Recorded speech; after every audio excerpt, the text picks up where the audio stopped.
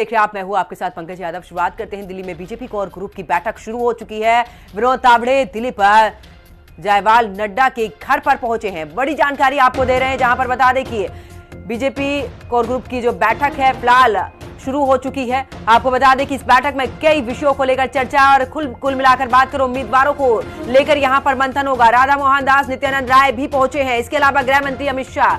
तो ये बैठक जो है फिलहाल शुरू हो चुकी है। बिहार के लिए उम्मीदवारों का मंथन इस बैठक में, इसके बाद तस्वीर साफ हो जाएगी कि आखिरकार किस सीट से कौन से उम्मीदवार को उतार रही है बीजेपी। तो दिल्ली में बीजेपी कोर ग्रुप की जो महत्वपूर्ण बैठक है फिलहाल वो शुरू हो चुकी है। बिहार चुनाव को लेकर बीजेपी की यह बैठक, इस बैठक की कुल मिलाकर बात करें तो तमाम बिहार के जो नेता है वो पहुंचे हैं। जेपी नड्डा के आवास पर यह बैठक जारी है। साथ ही आपको यह भी बता दें कि विनोद तावड़े, दिलीप जायवाल भी नड्डा के घर पर मौजूद हैं।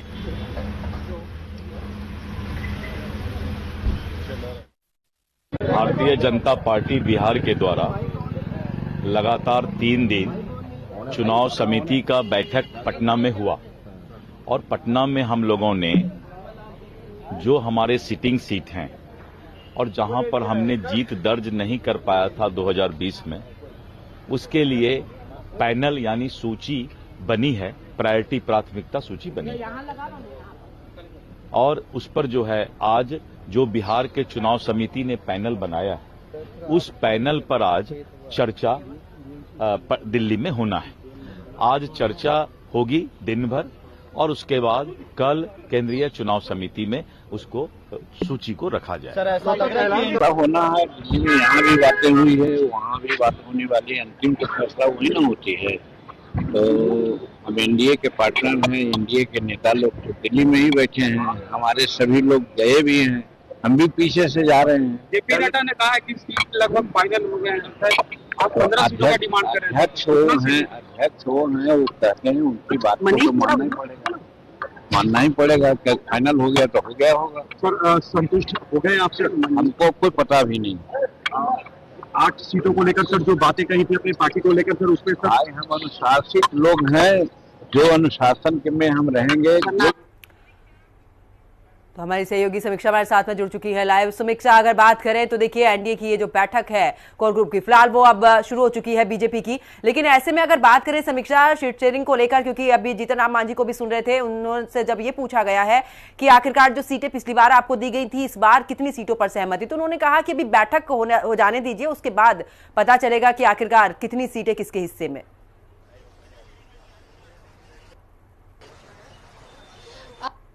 बहुत ही महत्वपूर्ण बैठक जो है बीजेपी के राष्ट्रीय अध्यक्ष जेपी नड्डा के आवास पर चल रही है और यहां पर बिहार बीजेपी की कोर ग्रुप की बैठक है, जिसमें गृह मंत्री अमित शाह, नित्यानंद राय, बिहार के उप मुख्यमंत्री सम्राट चौधरी, धर्मेंद्र प्रधान, बीजेपी बिहार के सह प्रभारी दीपक प्रकाश सहित काफी दिग्गज नेता यहां पर पहुंचे हैं। और आज माना जा रहा है कि सीट शेयरिंग का जो फॉर्मूला लगातार बीजेपी के लिए एक मुसीबत का सबब बना था कि सीट शेयरिंग पर बात बन नहीं रही थी, आज वो कहीं ना कहीं बनते हुए नजर आ रही है। और इसके साथ ही उम्मीद है कि कल या परसों तक का लिस्ट भी, पहली लिस्ट जो है बीजेपी की तरफ से जारी कर दी जाएगी। तो वहीं ऐसी उम्मीद फिलहाल जताई जा रही है कि 100 से 110 सीटों पर बिहार में बीजेपी इस बार चुनाव लड़ेगी और 13 अक्टूबर तक अपनी अंतिम लिस्ट पहले चरण के चुनाव के लिए बीजेपी फाइनल कर देगी।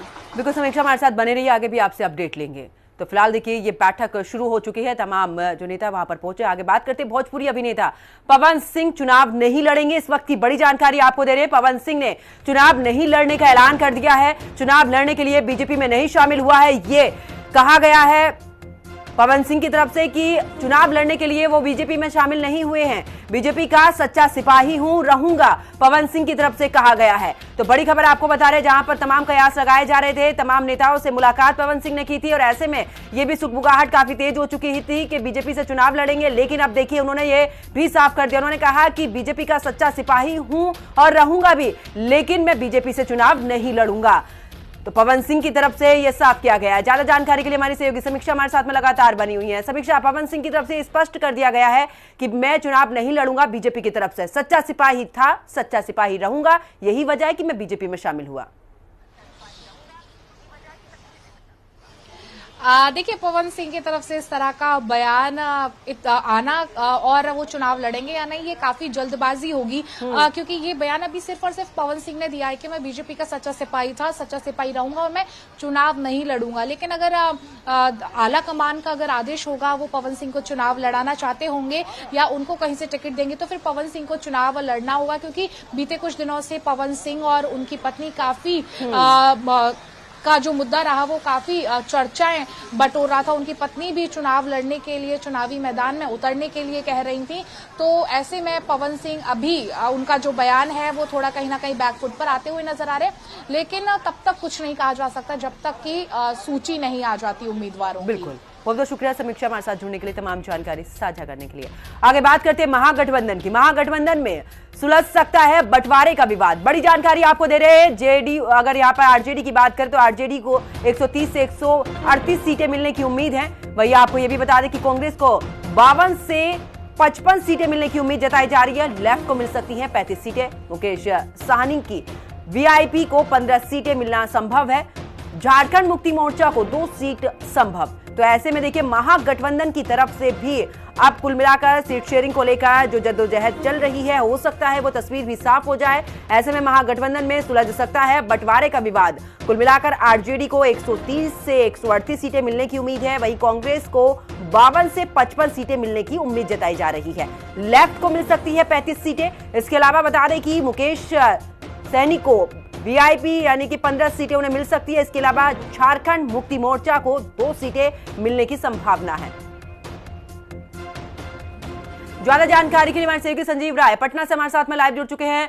संजीव, आप कुल मिलाकर तारीखों के ऐलान के बाद लगातार बैठ के चल रही है। ऐसे में सीट शेयरिंग को लेकर एक जो है पूरे तरीके से ये विवाद सा ही बना हुआ है, तस्वीर साफ नहीं हो रही है, सबकी अपनी अपनी डिमांड है। ऐसे में क्योंकि महागठबंधन की बात करें तो आखिरकार उसकी तस्वीर किस तरीके से बिहार में आपको नजर आ रही है? देखिए, बिल्कुल, आप जहां तक आपने महागठबंधन की बात की है, निश्चित तौर पर लगातार जो है बैठकों का दौर जारी है। नेता प्रतिपक्ष तेजस्वी यादव हर दिन पीसी कर रहे हैं, लेकिन जो पेच है सीटों के समीकरण को लेकर, कांग्रेस और आरजेडी और इसके बाद मुकेश सहनी और आपने खुद कहा किन किन जो पार्टियां उनके बीच क्या समीकरण और समन्वय होना चाहिए, लेकिन अभी भी इसमें पेच लगा हुआ है।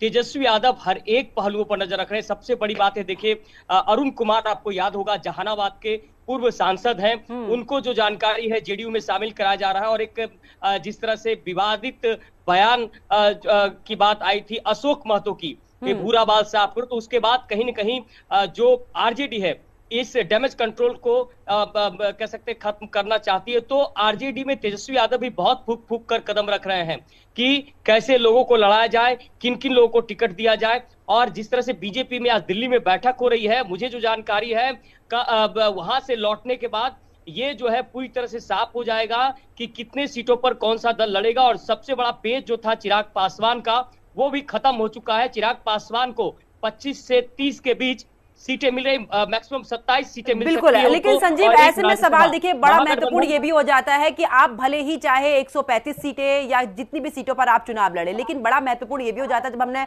हम पिछले चुनाव में अगर बात करें तो, क्योंकि जो सीटें कांग्रेस को मिली थी, कांग्रेस की तरफ से कई बार कहा गया था कि हमें वो सीटें मिली थी जिस पर जीत पाना असंभव था, कोशिश हमने की थी। इस बार अगर सीट शेयरिंग होती है तो क्या कुछ इस तरीके की सीटें कांग्रेस को दी जा सकती है? क्योंकि आरजेडी फ्रंट पर नजर आ रही है, आरजेडी सीधे तौर पर फ्रंट पर खेलती नजर आ रही है यहां पर।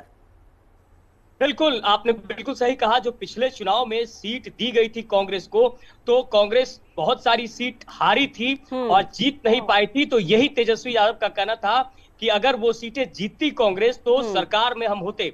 और ये मलाल भी है तेजस्वी यादव को, और इसलिए इस बार जो है कहीं न कहीं कांग्रेस के साथ जो समन्वय बन पाया है, 55 से 60 सीटें मिल सकती है कांग्रेस को। ये बातें तय भी हो चुकी है। बस आरजेडी इंतजार कर रही है भारतीय जनता पार्टी के समीकरण का कि किस तरह से और कैसे सीटों का बंटवारा वो कर रही है, क्या कुछ रणनीति तय करेगी। और ऐसे में महागठबंधन की जो जानकारी है कि कल तक पूरी तस्वीर साफ हो जाएगी कि कितने सीटों पर कौन लड़ेगा, क्या कुछ समन्वय बनेगा। बिल्कुल संजीव, और देखिए कुल मिलाकर आप नजर बना के रखिएगा और आगे भी आपसे जानकारी लेते रहेंगे। कुल मिलाकर बात करें तो देखिए महागठबंधन में सीट शेयरिंग को लेकर अभी फिलहाल जो पैच है वो फंसा हुआ है, लेकिन ऐसे में तस्वीर धीरे धीरे साफ होती नजर आ रही है।